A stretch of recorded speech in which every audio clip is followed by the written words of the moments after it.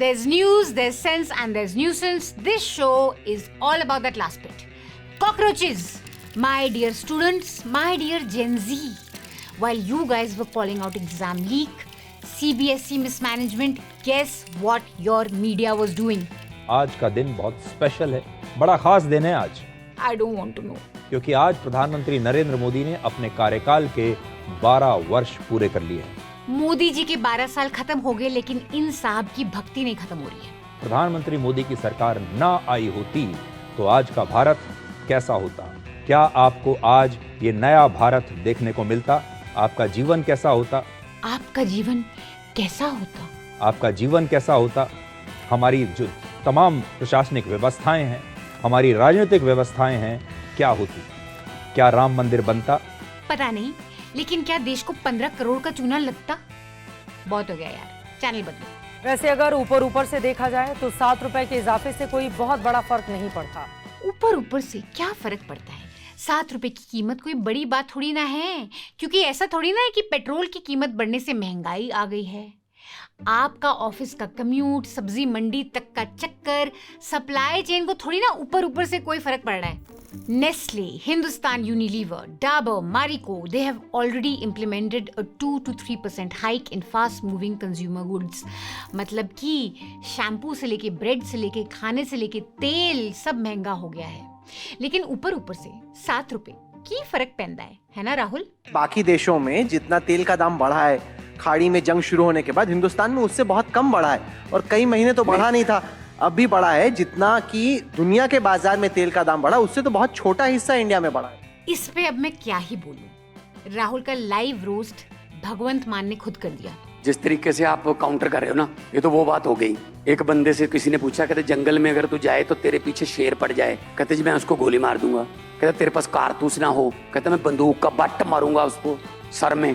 कहता बंदूक ना हो, कहता मैं चाकू निकालूंगा गला काट दूंगा। कहता अगर तेरे पास चाकू भी ना हो, कहता मैं जेब से लाल मिर्ची निकालूंगा शेर की आंखों में डाल दूंगा। कहता अगर तेरे पास लाल मिर्ची भी ना हो, कहता मैं भाग के ना एक पेड़ पे चढ़ जाऊंगा। कहता अगर शेर तेरे पीछे पेड़ पे चढ़ जाए तो उसने कहा यार जवाब मैं बाद में दूंगा, पहले तू बता तू किसकी तरफ है? तू शेर की तरफ है या मेरी तरफ है? मैं किसी की तरफ मैं नहीं। मोदी जी के खिलाफ कोई बात बोलता हूँ, काउंटर करने लग जाते हो। एग्जैक्टली मोदी जी के खिलाफ ऑपोजिशन कुछ बोलता है तो अमित शाह से पहले काउंटर राहुल कंवल का आ जाता है। After scintillating his audience with हाथी की खिचड़ी and नन्ना मुन्ना राही हूँ type anchoring, Rahul has successfully turned NDTV into one more channel जो सरकार की बैटिंग के लिए कूद पड़ा है मैदान में। रूपी के साथ साथ NDTV का स्टैंडर्ड भी अब फ्री फॉल में है। बहुत बेइज्जत करा दिया। एक चीज जो नहीं गिर रही है वो है टीवी न्यूसेंस के व्यूअर्स का लगातार support. Last week I asked you guys to subscribe and 1140 of you took a Newslaundry subscription. Thank you so much मित्रों। जिन लोगों ने 99 रुपये का सब्सक्रिप्शन लिया है उनको मेरी मेल तो जरूर मिली होगी। I hope you read my email and checked out the little gift I had sent you in the email. बाकी सब जो तुम लोग देख रहे हो, कब तक फोमो में जियोगे? न्यूज लॉन्ड्री का सब्सक्रिप्शन लो और सिर्फ 99 रुपीज में हमारे साथ जुड़ जाओ। मेरा ये चैनल सब्सक्राइब करें। Come on, it's your time to be with असली शेर्स और असली शेरनी। Next week I want our subscription numbers to jump to at least 2000 यार। कम ऑन, 3 लाख लोगों ने पिछला एपिसोड देखा था, उसमें से 2000 लोग भी सब्सक्राइब नहीं कर पाए। Please next time I want a better number from you guys. Get to it. Now back to the program. While anchors were passionately defending the government on fuel price increase, something else was happening online. Internet पे धीरे धीरे अलग अलग जगहों से complaints आनी शुरू हुई। You see, CBSE has a new marking system this time. मतलब जहाँ पहले टीचर्स आपकी आंसर कॉपी लेके बैठते थे चाय के साथ आराम से पेन हाथ में, थोड़े ग्रेस मार्क्स दे देते थे बिकॉज उनको लगता था बेचारे बच्चों को कॉन्सेप्ट तो पता ही है, थोड़ा 0.5 मार्क्स दे देता हूँ, वो सारा खत्म हो गया है। इस साल आंसर शीट स्कैन हुई हैं और सारी मार्किंग्स टीचर ने ऑनलाइन स्क्रीन पे की हैं through a supposedly secure system. And here's the key difference. Teachers don't hold your answer copies anymore. They see it on screen and instead of flipping the pages physically and emotionally connecting with your suffering, they zoom in, scroll, click, give marks digitally. Idea is कि भाई process बिल्कुल neutral होना चाहिए। faster speed, no mistakes in totaling the marks, 56 कभी गलती से 65 ना हो जाए, ये सारी गलती अवॉइड करने के लिए ये नया डिजिटल प्रोसेस आया. Of course, without giving any time and training to the teachers. क्या कहें, सुभान अल्लाह. Now, right after the CBSE results came, students started complaining about how marks were low. Some sent in re-evaluation requests, and that's where the system majorly started glitching. पहले तो website ही ठीक से चल नहीं रही थी, री-एवैल्यूएशन लोग नहीं करा पा रहे थे, फीस बिल्कुल उल्टी पुल्टी मांग रही थी वेबसाइट, कभी कोई नंबर कभी कोई number. And then one student applied for a re-evaluation and found कि भाई पेपर ही किसी और का चेक हुआ था. I am a CBSE Class 12 student.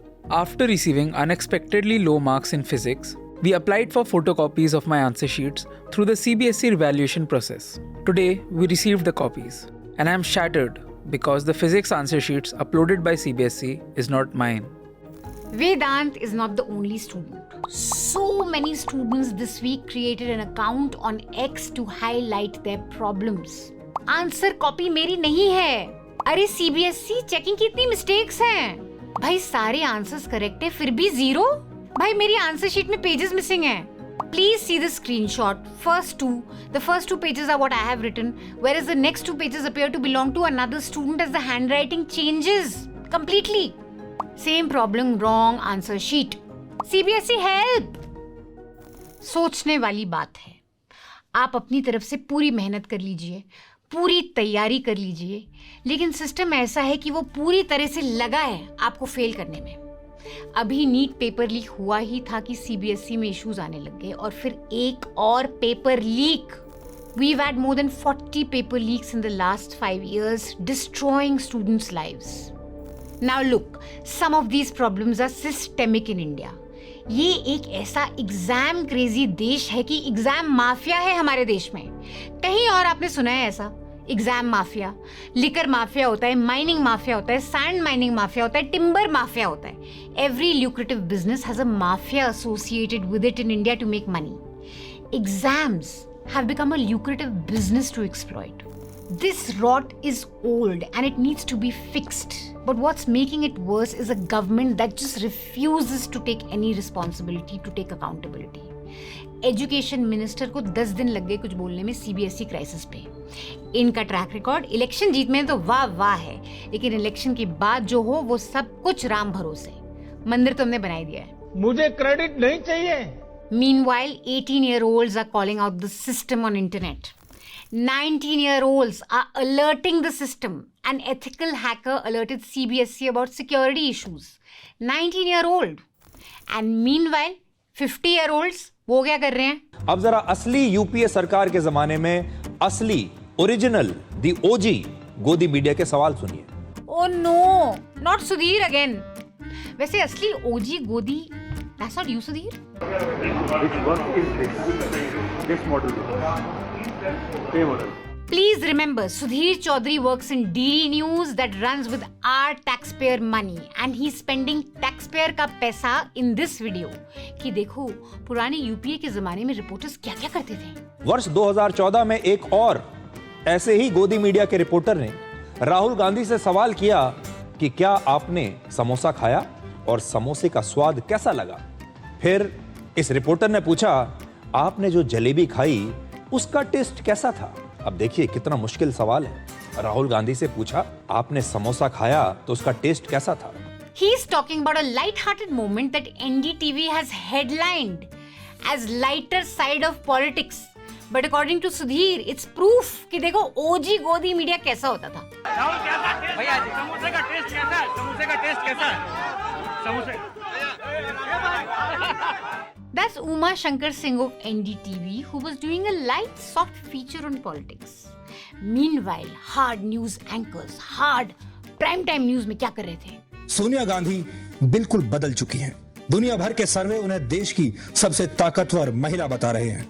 उनसे मिलने के लिए बड़े बड़े लोग कतार में हैं और सोनिया गांधी उन सब धुरंधरों को गठबंधन की राजनीति के गुर सिखा रही हैं. उनकी उम्र आज 66 वर्ष है, लेकिन सोनिया गांधी के एनर्जी लेवल में कोई बदलाव नहीं आया है. सुधीर, जस्ट बिकॉज तुम यूपीए की गोदी से बीजेपी की गोदी में कूद गए, इसका मतलब ये नहीं कि हम सब तुम्हारे जैसे हैं। पहले तुम सोनिया गांधी के एनर्जी लेवल्स की बात कर रहे थे, अब तुम मोदी जी के एनर्जी लेवल्स की बात करते हो। तो भाई ओजी गोदी कौन है? We know. सोचिए इससे बड़ा मजाक हमारे देश के साथ और क्या होगा। मीनवाइल डीडी न्यूज, जो हमारे टैक्स पेयर के पैसे पे चलता है, उसका दूसरा एंकर क्या कर रहा था? जब बच्चे सीबीएसई से सवाल पूछ रहे थे, वो उनको पाकिस्तानी बोल रहा था। क्या पाकिस्तानियों ने भी सीबीएसई के एग्जाम्स दिए थे? Ashok apologized for his mistake, but here's the thing. This mistake should have never happened. People who take to the internet to express their grievance or their dissent or their anger with the BJP should not be called anti-nationals. चाहे वो बच्चे हों, 18 साल के हों, board exam दे के आए हों, या चाहे वो कॉकरोचेस हों। We've done some research and done some investigations, and it comes out that this fellow who's been behind this cockroach Janta Party phenomenon is in fact a very controversial person. So I spoke to Cockroach last week, and the interview is only for our subscribers. So do check it out. You'll know everything you need to know about this movement, about this Insta page, and about the person who started it all. So check it out. It'll be the most insightful thing you'll watch on this entire movement. Friends, something hilarious is happening. India has a new political party. The Cockroach Janata Party. Voice of the lazy and unemployed. Can you believe it? Crazy हो गया। कांग्रेस या BJP नहीं, बल्कि cockroach Janta party का cockroach हूँ मैं। हमारे followers अब बीजेपी से भी ज्यादा हो चुके हैं। This fellow who's been behind this cockroach Janta Party phenomenon is in fact a very controversial person. I mean the headlines, मुझे नेशनल थ्रेड बताया जा रहा है सिक्योरिटी के लिए, and all kind of stuff is happening. और एक week के अंदर आज हमारे पास 1 मिलियन साइन अप थे, आज हमारी वेबसाइट बंद पड़ने से पहले। You're clear that your audience is not AAP supporter, huh? Not at all. अगर मैं भी AAP के साथ चला जाऊँ, ये लोग नहीं आएंगे। How can you bring us into confidence कि ऐसा नहीं होगा?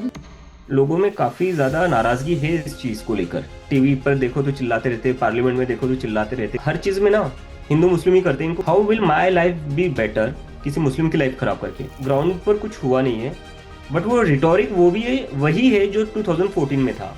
दे have nothing to show even after 12 years।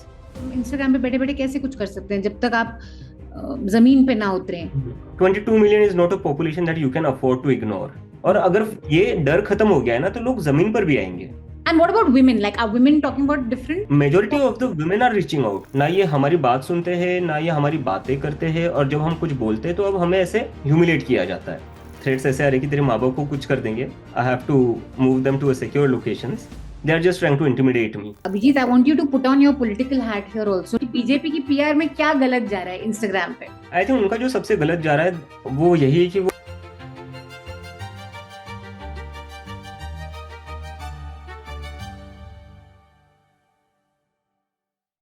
रही बात अर्नब की, तो सेम घिसा पिटा formula. I don't even want to get into a fact check of this.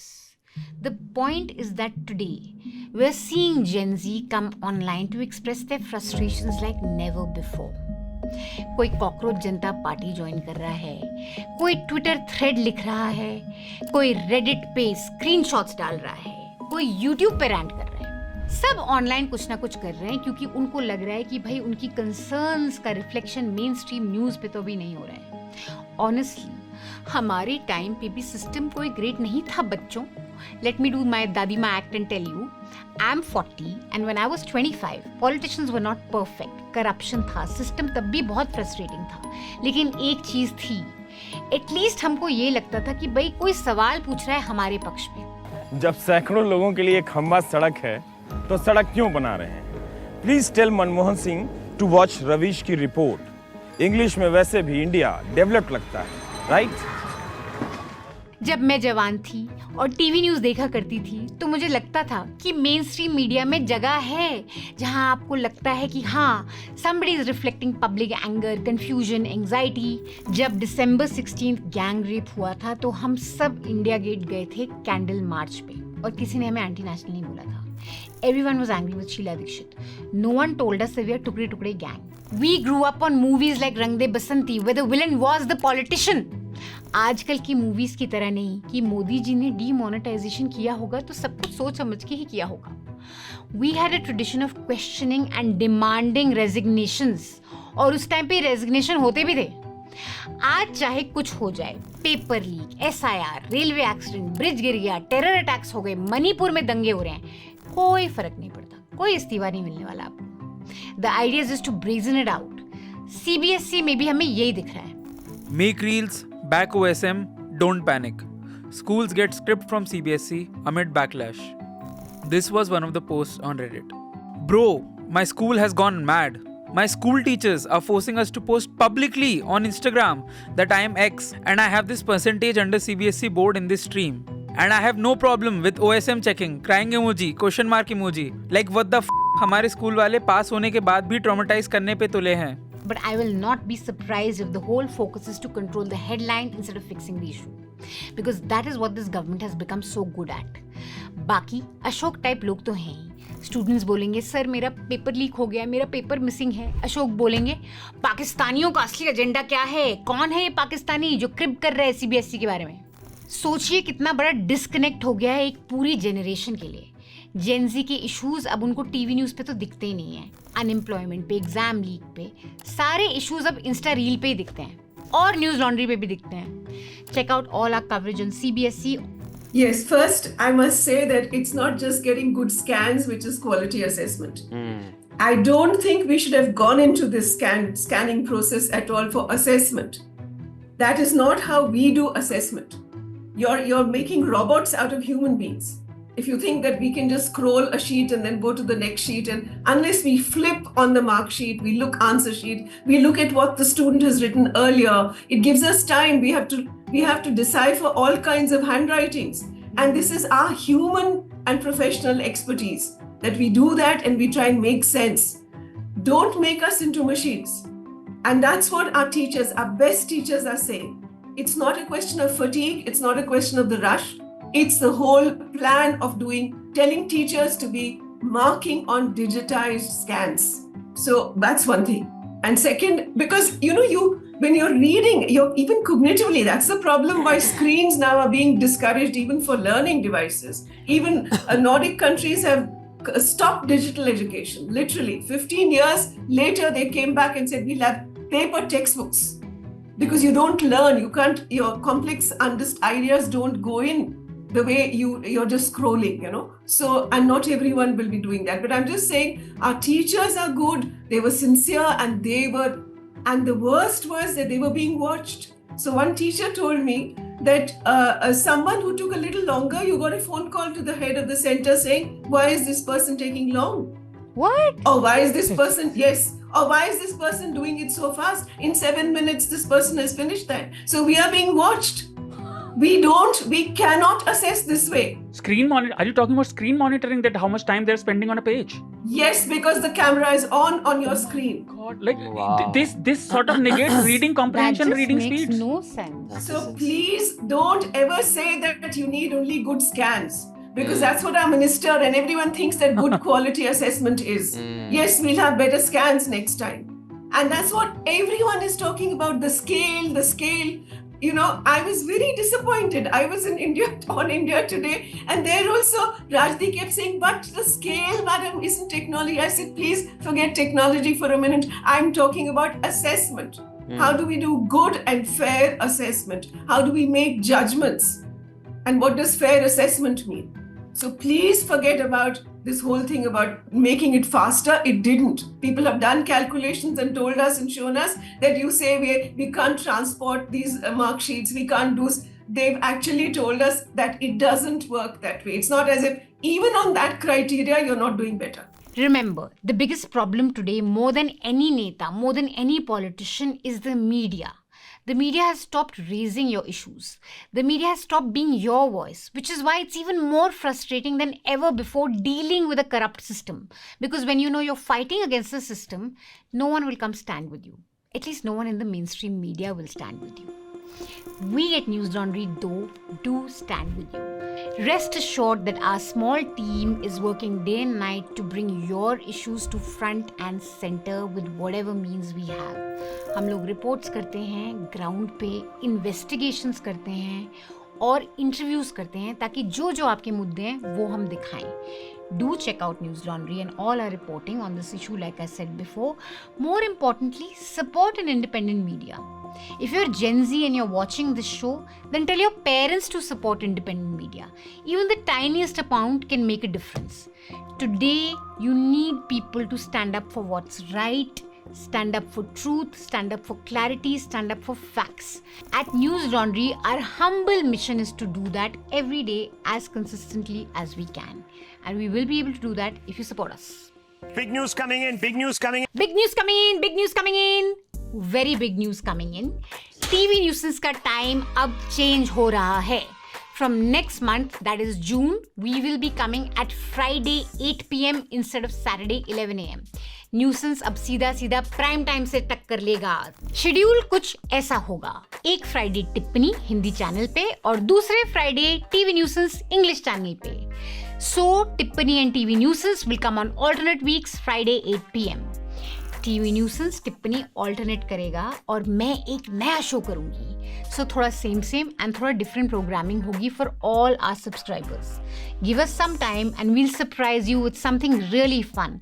Atul and I are going to bring you some exciting new programming from next month. We'll try and experiment with existing formats and we'll try and give you a brand new YouTube channel, Hindi and English, so there's some maza after all these years. Please bear with us. Please tell us what you'd like us to do. All of News Laundry team is working to bring some excitement to our YouTube channel, bring you new shows, new stories, new formats. Give us some time, we will not disappoint you.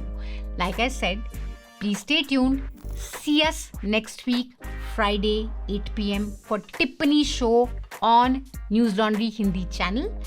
और अगले to अगले हफ्ते TV nuisance आएगा इसी channel में रात 8 बजे Friday को. Stay tuned. And of course, stay mad. That's the only way.